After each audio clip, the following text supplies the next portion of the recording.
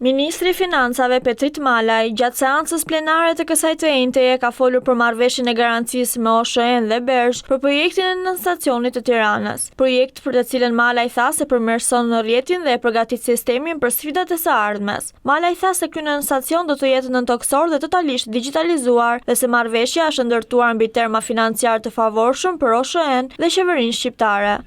Ratifikimi i marrëveshjes së garancisë ndërmjet Republikës së Shqipërisë dhe Bankës Evropiane për Ndërtim dhe Zhvillim mbështet më konkretisht financimin e projektit për ndërtimin e nënstacionit në qendër të Tiranës nga operatori i shpërndarjes së energjisë elektrike.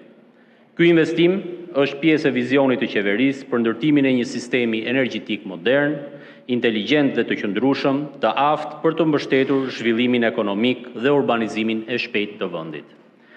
Përmes zbatimit të këtij projekti, ne rrisim sigurinë e furnizimit me energji elektrike, përmirësimin cilësor të rrjetit, si dhe përgatisim sistemin për sfidat e së ardhmes.